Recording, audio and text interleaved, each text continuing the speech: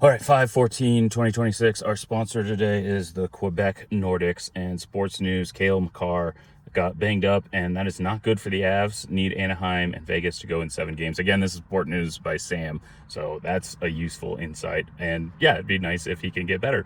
Nebraska football NIL deal getting canceled is a big deal, but he is not sure how yet. So I get another great analysis. Maybe we'll get some opinion on that, sometime soon. Unforgivable opinion is we need Vegas to win and the Unforgivable group has not explained why. That was from Uncle Sheener, and that was the general consensus among that group. So, in economics, this is kind of a long one. So if all you were here for is sports news, then we're done. We're out of the way. Oh, okay. Gemini AI script gave me this on, which again, I'm not trying to disguise myself. I'm just trying to show that I am not AI. And then also, this is trying to use as much Gemini or AI as we can in our life, which has been pretty effective in basically planning my day. That's about it so far. But this isn't a bad script, and this is kind of 6 things that I think were a concern. Inflation, the last mile, bringing inflation down to the Federal Reserve, 2% target, incredibly stubborn. I guess 2% is the goal. While we are past the pandemic era peaks, core inflation, driven largely by housing, insurance, remains sticky. That sustained pressure continuously chips away at real income, meaning consumers feel poorer even if wages are nominally rising, which they aren't. Slow burn on household budgets. And this is, again, it's script. I'm going to cover these. Energy markets are currently caught in a tug of war. On one hand, you have the immense capital requirements of the global green energy transition, which doesn't matter. On the other hand, the artificial intelligence boom has created an unprecedented surge in power demand. That's true. Really, we're talking mostly about Middle East and Eastern Europe, and right now mostly Middle East, in terms of destructive price shocks is what it said. And I think it's kind of missed the point here a little bit because the whole thing is really around Iran. Shrinkflation. Consumers are experiencing deep fatigue from shrinkflation, and the practice has evolved. It is no longer just about smaller package sizes for the same price. It has morphed into skimpflation, where companies quietly swap in cheaper ingredients to protect profit margins. This has sparked intense pushback, pushing consumers towards private label brands, making shoppers hyper aware of price per units, and increasingly drawing the attention of government regulators. Interest rates. The higher for longer narrative has transitioned from a temporary shock to the new normal. The zero interest rate environment of the 2010s is firmly behind us, which is probably good. Let's see, elevates the cost of capital, severe refinancing pressure, corporate debt, and everyday consumers who are carrying credit card balances or seeking mortgages, which goes hand in hand with inflation, which we'll get to more in a moment. Continuous Wall Street growth. Stock market has enjoyed an unusually resilient and extended bull run. And I don't even know if I want to read this one entirely. Majority of these market gains. This is actually useful. Concentration risk. A vast majority of market gains have been driven by a handful of mega cap tech stocks, which I think is true. We're talking about Meta, Microsoft. Netflix usually isn't in really the conversation anymore. Google. I think those are the big ones that come to mind. AWS/Amazon. AI bubble. The AI sector is currently transitioning from the hype and infrastructure phase to the prove it phase. Just trust me, bro. Trillions of dollars have been poured into AI chips, data centers. Market is no longer satisfied with promises. Investors are demanding tangible gains and return on investment as the software application level should increase. And if those widespread profits don't materialize soon, the sector faces a high risk of painful valuation reset. And this is its note on abandoned cars, which I want to talk about really briefly. So I think a good indicator that's easy to see of a big economic downturn or the start of one, and it's kind of a lagging indicator, I agree with that, is if you see abandoned cars in the road, then you're talking about cars that couldn't be fixed, cars that couldn't be towed, repossessions. You're talking about a lot of things that are economic hardships on middle and lower class Americans, and even more higher class, upper class groups, because car prices have gotten so large, so high. And I think that's both a problem for dealerships and a problem for anybody who's really buying a new car. I think that's a dumb idea, but it is a problem. And so, yeah, economics, they would say it's a lagging indicator. I think that the best way to put it is it's a very visual indicator, and also helps you kind of start to see all the other indicators that are putting pressure into the marketplace. Okay, so let's take a look at these. Inflation. let me find the YouTube video link. It's something like the biggest lie the government has ever told you. And I don't think it's the biggest lie, but it is one that I think it's everyday finance and the biggest lie the government has ever told you. And let's see. Gosh, I'm really wishing I had these. Okay. Easy Finance Daily, the biggest government lie. And I'll put it in the card at the end of this, and I think it's worth watching at least the beginning part. But something to know about the inflation results, which I think came out, the numbers came out yesterday or the day before at like 3% inflation. Inflation, as reported by the government, doesn't include very well housing prices, and it's not accurate of tax assessments on housing. Another big one is health insurance costs. And the last one that's important, I forget what you would call this, but it's kind of like the depreciation of a device like electronics. So let's say I have an iPad that's 3 years old, but I want to buy a new iPad. Well, from the inflation adjusted view, how the government treats it is, well, your iPad, maybe the screen's gotten better, so we'll give you a little bit of a bump there. But the thing is basically, it's the same thing you got before, right? So instead of saying there was inflation here, it really almost looks at it as deflation in some ways. It's valuing the same thing you got 3 years ago as the same thing you could get today because you didn't really get any new tangible features, is kind of the way you can look at it. Again, if this is interesting, I really suggest watching the video. It's hard to describe these things in a little bit dumbed down terms quickly. However, you have to look at it like this. These, just in short, housing prices are not very well captured in the inflation indexes. They are lagging behind by about 2 years usually, and they are based on a made up number. So the simplest way to put it is, how much would you rent your house for? If someone came to me 2 years ago and said, how much would you rent your house for? And that factored into how big inflation is in right now in this month, that just sounds insane. Saying it out loud is insane. And that's pretty much what you get for about 20 to maybe 50% of how it looks at inflation in housing costs. So it's basically useless. Increase in health insurance. I don't even know how to explain how crappy that is for two reasons. Like, my health insurance, I think, went up $200 a month this last year. I did add 2 kids. So there's also like an increase of tax credits. I don't know if I said last month, but this year. And then an increase, going back to housing prices, my tax assessment made my increase in home taxes, or whatever you would call them, about 10, maybe 15% higher this year. But again, the inflation piece isn't captured in the inflation index. You don't have, as far as I know, kind of a sabermetrics of looking at inflation versus adjusted job market, which is job market numbers is something we could do a whole episode again some other time. So interest rates, and so let's run down these this list. So covered inflation, energy. That'll need its own episode, and I don't have one to cover. I mean, if you just go drive around and look at gas prices, you know that energy is a big problem. However, the trickle effect is a big one here, right? Like, if diesel goes up and the price of, fertilizer needs petroleum, so the price of growing a crop goes up. The price of turning that, getting that crop to some sort of factory goes up. The price of beef goes up, and these are already prices that are very high.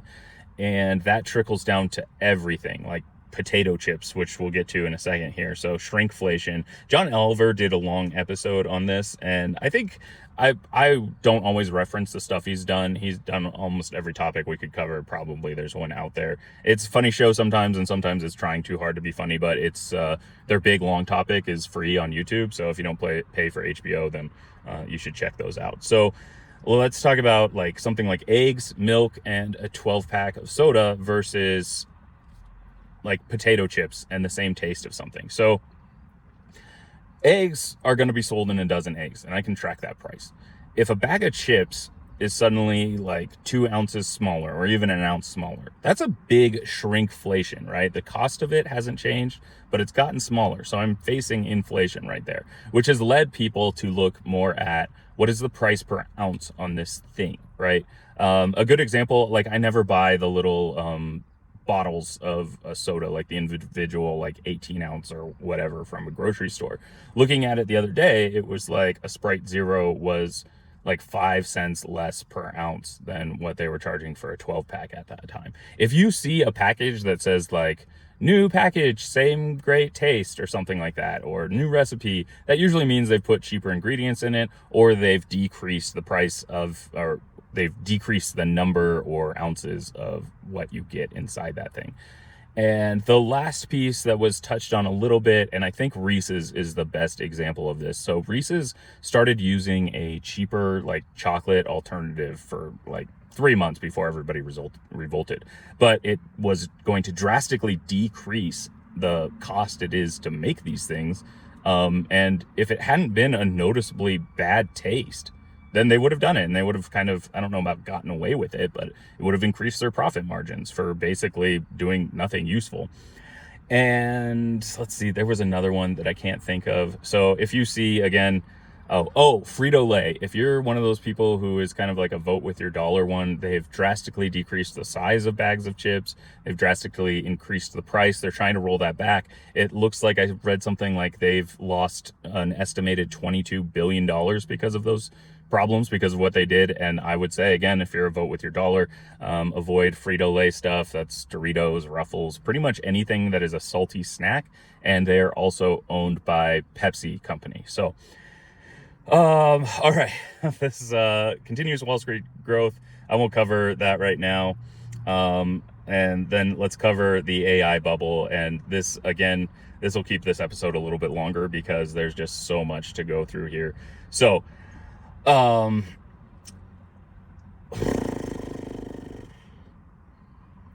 okay. AI has solved a few problems, mostly being like an admin assistant and being something that, if you look at previous videos here, like makes something that you still need to go back and review, but gives you a good foundation for something. GPT, OpenAI needs a nearly $1 trillion valuation if it goes public to meet all of its demands. $1 trillion company, I think Apple passed it. So you're talking about a company that sells iPhones and iPads, and you know, if you're holding one in your hand right now, then you can say, all right, I bought an Apple product and it costs this much. How much have you paid to use ChatGPT? Or how many ads has it showed you? I can't say that. I think I don't know if any for me yet. And it's been called, like Sam Altman, OpenAI will tell you like it'll solve all these problems, but it's not. It hasn't solved a lot of business problems. And I want to talk about just all the circle love fest that goes between these companies that are investing in AI and not seeing a return. So I kind of want to dumb this down on a first one. So AWS, Amazon, and Anthropic.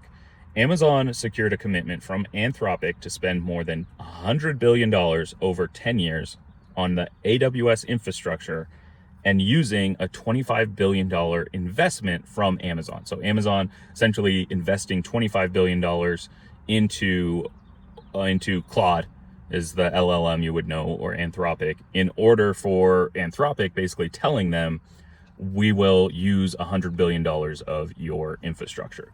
So I'm going to break this down a little bit to, again, we've talked about the avs a little bit. We're going to talk about a little bit of hockey ideas, and we're going to jump these numbers down to like a million rather than billions. So you own a $10 million ice rink, and that represents like your AWS in this picture. You hear about a hyped up amateur hockey team.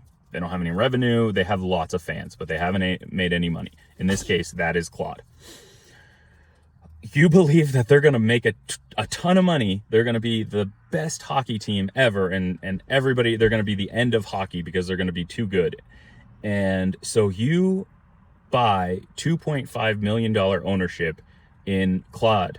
The team name is Claude. Nobody knows how much Claude is worth right now. They are estimating it based on nothing. So to guarantee that they pay and they play for you, you spend another $10 million expanding a rink into this giant, $20 million. Let's say you spend $400 million, and now it's this 400 million ice rink that you're paying them to play in later and investing in them. All right, so now AWS, and we'll get to some of these deals, they're investing in all these other things. So now your stadium isn't ready, it's being built. So you go out to Oracle or CloudWeave or Azure, Microsoft, and you say, hey, I've got this great team, but I don't have the building for them to play in. So can I rent your building for them to play in? Okay, they say yes, right? Like, we want money.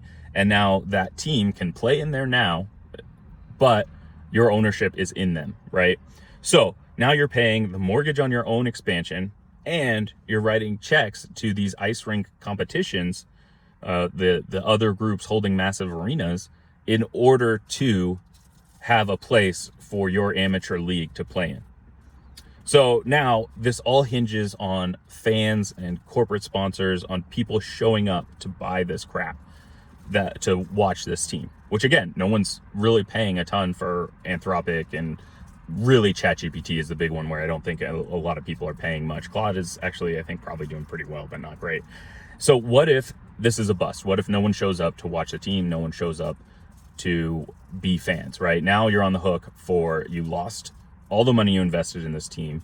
You're holding on to this massive arena that nobody wants to play in, and you've paid this other group so that you can have the team that doesn't exist anymore play there, right? So that's kind of the house of cards where everybody's invested in these things. So I want to talk about, I just want to list some of these deals and then we're done for the day. And Oracle, OpenAI, which again, GPT, Anthropic, Claude, Meta, Facebook, Microsoft running their Azure cloud, Amazon with their Amazon Web Services, CoreWeave, which is, they got big, I think, with selling crypto mining stuff, and now they're switching to AI